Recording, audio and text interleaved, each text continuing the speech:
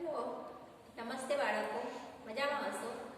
આજે આપણે ધોરણ 8 ગુજરાતી માધ્યમમાં અગાઉનું પ્રકરણ જોઈશું. અગાઉ તમને પ્રકરણ નંબર 11 વિશે ચર્ચા કરી હતી. આજે આપણે પ્રકરણ નંબર 12 નવા વર્ષના સંકલ્પો એના વિશે ચર્ચા કરીશું. પાન નંબર તમારે 6 ઉપર આ પાઠ આપેલો છે. નવા વર્ષના સંકલ્પો. નવું વર્ષ એટલે જ્યારે બેસતું વર્ષ હોય ત્યારથી આપણું નવું વર્ષ ગણાતું હોય છે. હવે એ નવા વર્ષના સંકલ્પ એટલે નિર્ણય, કોઈ ચોક્કસ વસ્તુનો આપણે સંકલ્પ કરતા હોઈએ છીએ. દાખલા તરીકે આપણે એવો સંકલ્પ કોઈ ભગવાનનું નામ લઈએ કે આજથી હું આ ભગવાનનું નામ બોલીને જ કંઈક ખાઈશ કે કંઈક પીશ, એટલે એ પ્રકારનો સંકલ્પ હું આ વસ્તુ હંમેશને માટે છોડી દઈશ. દાખલા તરીકે ચા હંમેશને માટે છોડી દઈશ, બીડી પીવાનું, સિગારેટ પીવાનું કાયમને માટે હું છોડી દઈશ. આ નવા વર્ષે લીધેલો સંકલ્પ લેવો ખૂબ સહેલો છે. પાઠમાં લેખક શું કહે છે કે સંકલ્પ લેવો ખૂબ જ સહેલો છે, પણ એને પાળવો ખૂબ જ કઠિન છે. જ્યારે આપણાથી એ પાળવામાં આવે ત્યારે આપણે ખરો સંકલ્પ લીધો છે આ કહેવાય. અહીંયા પાઠનો પ્રકાર છે હાસ્ય નિબંધ. હાસ્ય ઉપચારી લીધેલા સંકલ્પથી હાસ્ય ઉપચારી લેખકે સરસ મજાના પાઠની રચના કરી છે. પાઠના લેખક છે બકુલ ત્રિપાઠી. એમનું પૂરું નામ છે બકુલ પદ્મમણિ શંકર ત્રિપાઠી. જન્મ 27/11/1928. અવસાન તારીખ 31/7/2006. એનો સાહિત્ય પ્રકાર છે હાસ્ય નિબંધ. તેમનું વતન છે નડિયાદ. નડિયાદના તેઓ પત્ની હતા. સરસ મજાનો હાસ્ય નિબંધ પાઠ અહીંયા આપેલો છે. પાઠમાં તમે ધ્યાન આપશો. નવા વર્ષના સંકલ્પો. કયા કયા આપણે નવા વર્ષના સંકલ્પો લઈએ છીએ? એક તો આજથી આખું વર્ષ વહેલા ઉઠવું છે. આજથી આખું વર્ષ વહેલા ઉઠવું છે. હવેથી નિયમિત નોંધ પોથી રાખવી. કયા કયા સંકલ્પો લઈએ છીએ? તમારે કોઈને સંકલ્પ હશે એ તમને પણ ખ્યાલ હશે, એટલે અહીંયા લેખકે કયા સંકલ્પોની વાત કરી છે, કયા સંકલ્પો પાડી શકાય છે, કેવી રીતે પાડી શકાય છે, કયા સંકલ્પો નથી પાડી શકાતા, આ બધી જ ચર્ચા સારી રીતે હાસ્ય દ્વારા ઉત્પન્ન થઈ છે. આજ પછી કસરત ન કરી હોય તે દિવસે જમવું નહીં. તે દિવસે જમવું નહીં. જે દિવસે કસરત ના કરી હોય એ દિવસે જમવું નહીં, એવો પણ સંકલ્પ કરજો. કદી ચા ન પીવી.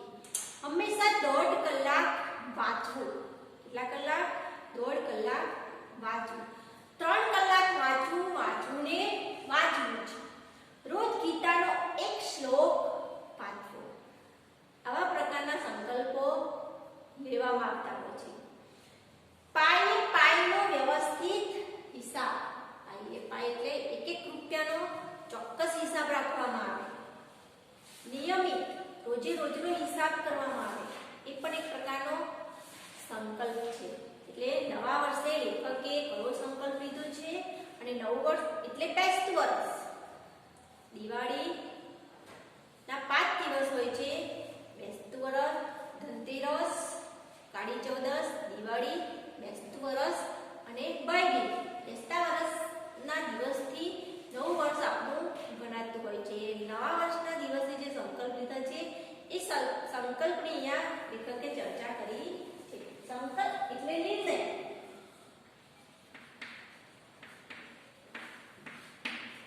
સંકલ્પ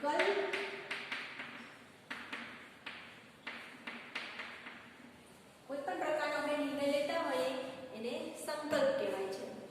હવે આખા સમાજમાં જે દિવસે આ મંત્રોનું મનોમન ઉચ્ચારણ શરૂ થઈ જાય છે ત્યારે સમજવું કે તે દિવસે બેસતું વર્ષ છે. આખા સમાજમાં આ જે સંકલ્પો મેં તમને જણાવ્યા એનું મનોમન વિચારણા ચાલુ થઈ જાય. આખા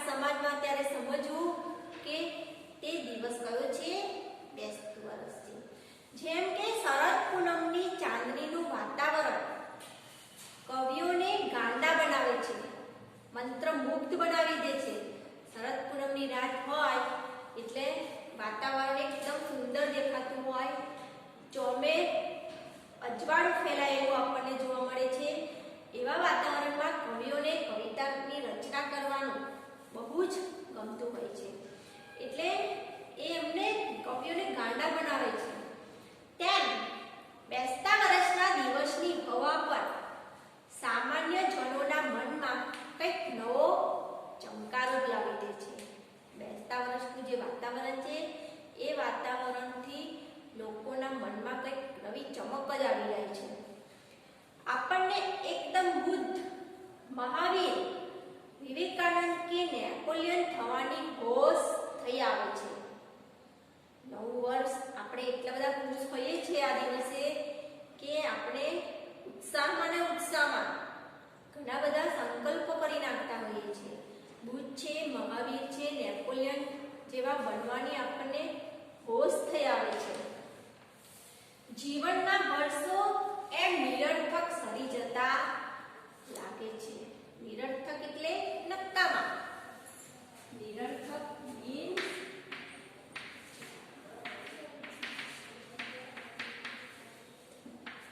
જીવનના જે દિવસો છે એ આપણને નકામા વળી જતા લાગે છે અને એકદમ કંઈક કરી નાખવું, કંઈક તો કરી જ નાખવું એમ થઈ આવે છે. દિવાળીનો ઉત્સાહ ઘણાને માટે વીર રસમાં પલટાઈ જાય છે. એમની આંખમાં ચમક આવે છે અને કોઈ ધન્ય પડે એ આત્મ સુધારણા માટે સંકલ્પ કરી નાખે છે. મતલબ કે દિવાળીના દિવસો એટલા ઉત્સાહ ભર્યા હોય છે. ઉત્સાહ એટલે ઉમંગ ભર્યા. કેવા ઉત્સાહ?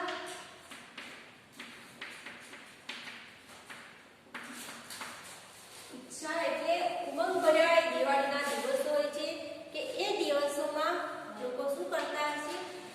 પોતાની આત્મ સુધારણા માટે, પોતાનું શરીર સુધરે, સારું બને, સ્વસ્થ બને એના માટેના કેટલાક સંકલ્પો કરી નાખતા હોય છે. આજથી રોજ આ કરવું, હવેથી કદી આ ન કરું, આ કામ કરું, આ કામ ન કરું એવો સંકલ્પ લોકો પોતાની આત્મ સુધારણા માટે એટલે પોતાની જાત માટે સંકલ્પ કરી નાખતા હોય છે. પણ આ સંકલ્પોની મજા એ છે કે એમ કરતા જેટલી મજા આવે, આ સંકલ્પોની મજા એ છે કે એમ કરતા જેટલી મજા આવે એટલી પાડતા નથી આવડતી. સંકલ્પોની મજા કઈ છે કે આપણે સંકલ્પ તો લઈ લીધો છે કે મારે આ કામ હંમેશા કરવું, આજથી કાયમને માટે મારે આ કામ નિયમિત કરવું છે અથવા આ કામ નિયમિત કરવું નથી, એવી આપણને મજા તો આવે છે. પણ એ જેટલી મજા એમાં છે એ સંકલ્પને પાડવામાં મજા છે નહીં. દાખલા તરીકે મને જ એક બેસતા વર્ષે કોઈએ સલાહ આપી કે મને એટલે લેખકને કોઈ સલાહ મતલબ કે સૂચન. શું સલાહ આપે છે કે આત્મ સુધારણા માટે કંઈક ઉચ્ચ સંકલ્પ કરો. લેખકને કોઈ શું સલાહ આપી નવા વર્ષના દિવસે કે પોતાની આત્મ સુધારણા માટે કંઈક નવો સંકલ્પ કરો. વહેલા ઉઠવાનું ઠરાવીને જો હું રોજ 7 ને બદલે 5 વાગે ઉઠું તો વર્ષે મારા 72 કલાક બચે ને 50 વર્ષ ઉઠવાનું બચે. કોઈ એમને સલાહ આપી કે તમારે વહેલા ઉઠવું, વહેલા ઉઠવાનો સંકલ્પ તો કરવો અને એ 7 વાગે ઉઠતા હોય એની જગ્યાએ કેટલા વાગે ઉઠવાનું વિચારે? પોતે 5 વાગે ઉઠવાનું વિચારે અને એના માટે વર્ષે 72 કલાક એમના બચે. ઉઠવાના એમના 72 કલાક બચે અને 50 વર્ષ ઉઠવાનું એમનું બચે. ને 50 વર્ષની જિંદગીમાં લેખકની 50 વર્ષની જિંદગીમાં 36,000 કલાક બચે. કેટલા કલાક બચે? 50 વર્ષની એમની જે જિંદગી છે એ એમની જિંદગીમાં 36,000 કલાક બચે. એટલે રોજ ફક્ત 2 કલાક વહેલા ઉઠવાથી મારી જિંદગીમાં લગભગ 4 વર્ષ જેટલો મબલક વધારો થાય. મબલક એટલે ખૂબ જ.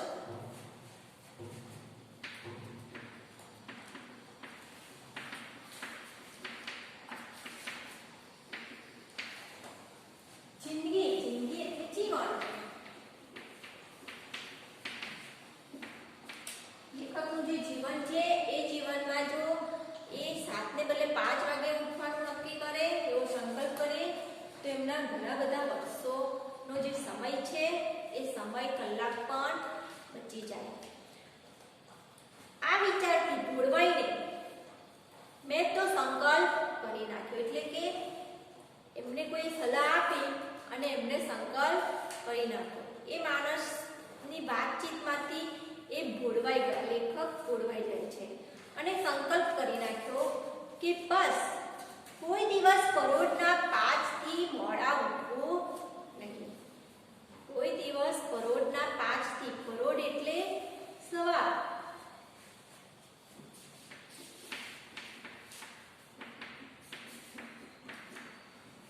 પરોઢ એટલે સવાર. સવારે 5 વાગે ઉઠી જવું, તે પછી મોડા ઉઠવું એવો સંકલ્પ કરી નાખ્યો. બેસતા વર્ષને દિવસે તો જાણે 5 વાગે ઉઠાયું. લેખકે સંકલ્પ કર્યો 5 વાગ્યાથી મોડા નહીં ઉઠવું, અને પછી બેસતા વર્ષને દિવસે તો જાણે એમનાથી 5 વાગે ઉઠાઈ પણ જવાયું. પણ એ દિવસના થાકને લીધે બીજની સવારે તો 7:30 જ ઉઠ્યો. પછીના દિવસે તો એ કેટલા વાગે ઉઠે છે? બીજ એટલે કે ભાઈ બીજ, બેસતા વર્ષનો બીજો દિવસ ભાઈ બીજ. બેસતા વર્ષનો થાક જ એટલો હતો, લેખકને એટલો થાક હતો કે એ દિવસે તો એના પછીનો જે દિવસ છે એ થાકના કારણે સવારે 5 વાગે ઉઠતા નથી. પણ કેટલા વાગે ઉઠાય? 7 વાગે જ એમનાથી ઉઠાય. પછી પાંચમ સુધી તો જાણે દિવાળી જ કહેવાય. લાભ પાંચમ સુધી, બીજ, ત્રીજ, ચોથ અને લાભ પાંચમ. લાભ પાંચમ સુધી તો એમને મન દિવાળી જ હતી. એટલે મોડા ઉઠવામાં વાંધો નહીં. આપણે આવી રીતે ક્યારેક આળસ કરતા હોઈએ છીએ, સંકલ્પ તો કરી નાખીએ છીએ, પણ આજે આટલું ખાઈ લો, આટલું પી લો, કે આ કામ નથી કરવું, એવું એ જે સંકલ્પ લીધેલો હોય એને જ અનુસરીને આપણે ચાલતા હોતા નથી. એટલે લેખક એવું માને છે કે દિવાળી હજુ પાંચમ સુધી છે, એટલે મોડા ઉઠવામાં કશો વાંધો છે. હવે બીજ હોય કે પાંચમ હોય કે દિવાળી હોય, આપણે જે સંકલ્પ લીધો છે એ સંકલ્પ આપણે હંમેશા પાળવો જોઈએ. એટલે મોડા ઉઠવામાં કોઈ વાંધો નથી પાંચમ સુધી. છઠને દિવસે 5 વાગે જ ઉઠવું હતું, પણ બન્યું એવું, લેખકને છઠને દિવસે કેટલા વાગે ઉઠવું હતું? 5 વાગે જ ઉઠવું હતું, પણ બન્યું એવું કે બીજે દિવસે 5 વાગે ઉઠવાનું છે. એ વિચારથી પાંચમની રાત્રે લેખકને એટલો સંકલ્પ તાજો કરીને એલાર્મ ગોઠવ્યું, પણ એમને બીજે દિવસે એલાર્મ પણ ગોઠવ્યું. એલાર્મ એટલે ઘડિયાળનો સમય, કે આ સમયે એમને ઉઠવું છે, એટલે એ સમયે ઉઠવું. પાંચમની રાત્રે મને એટલી બધી ચિંતા થઈ કે રાતના 1:30 સુધી ઊંઘ જ ન આવી. પાંચમની રાત સુધી, રાત એટલે નિશા કહેવાય. રાત મતલબ નિશા. એને નિશા પણ કહેવાય. એટલે એ પાંચમની રાતે તો એમને 1:30 વાગ્યા સુધી ઊંઘ જ આવી નહીં. આથી છઠની સવારે વાગે ઉઠાયું. 1:30 વાગ્યા સુધી આગલે દિવસે એમનાથી ઉઠાયું, ઊંઘ જ ન આવી એટલે બીજે દિવસે એમનાથી કેટલા વાગે ઉઠાયું? 8 વાગે ઉઠાયું. છતાં સાતમને દિવસે તો સંકલ્પ તાજો કરીને એલાર્મે ગોઠવ્યું ખરું, પણ બીજે દિવસે 8:30 વાગે જ ખબર પડી.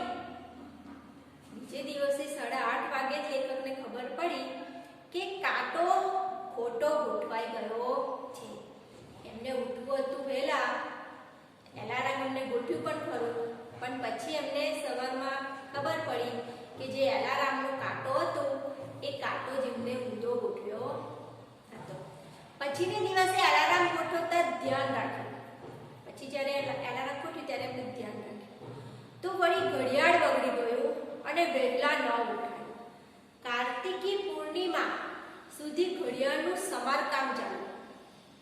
સમારકામ મતલબ કે રિપેરિંગ કામ.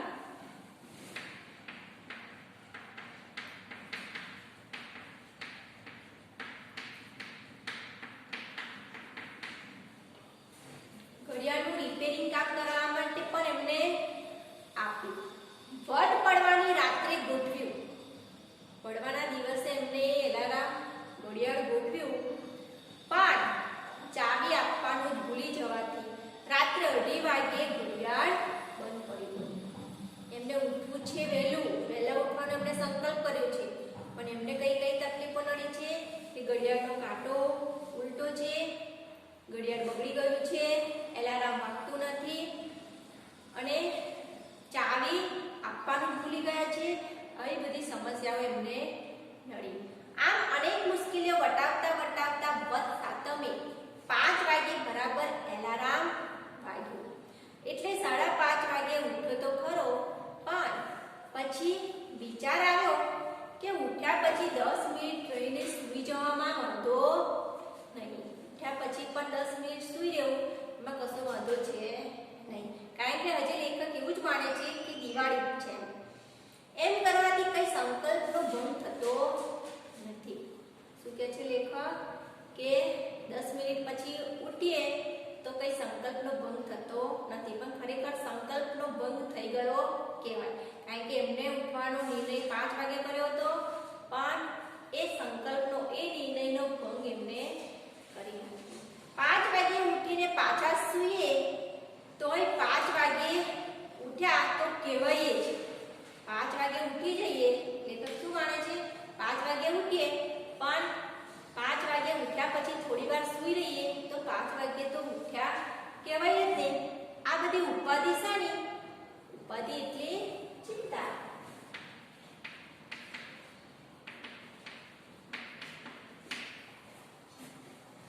એટલે આ બધી ચિંતા શાની છે? 4 વર્ષ બધું જીવવાના માટે જ નહીં, વધારે 4 વર્ષ લેખક જીવી શકે એના માટે જ આપણે વહેલું ઉઠવાનું ને. જીવનનો એવો મોહ શું? મોહ એટલે મમતા. આપણને માયા લાગી ગઈ હોય અમુક વસ્તુની, એને મોહ કહેવાય. મોહ મતલબ કે માયા. લેખકને શું છે કે આ બધી એક પ્રકારની માયા જ છે ને, મોહ જ છે ને. સંતો મહાત્માઓ તો જીવનની માયા મૂકવાનું કહી ગયા છે. માટે ત્યારે હું તો વહેલો ઉઠીને એ માયા વધારી રહ્યો છું. આવો મોહ શું કામ રાખો? શું કે છે લેખક કે સંતો મહંતો જે છે એ લોકો તો જીવનની જે મોહ માયા છે એ છોડીને સંતો મહંતો થઈ ગયા હોય, એટલે જીવનની મોહ માયાનો ત્યાગ કરવો જોઈએ એવું કહી ગયા છે. જ્યારે હું તો મોહ માયા વધારી રહ્યો છું એવું લેખક માને છે. તો પછી આવો મોહ શું કામ રાખવો? મારી આત્મા સુધારણા તો ફિલસૂફીને પંથે પડી ગઈ. ફિલસૂફી એટલે તત્વજ્ઞાન.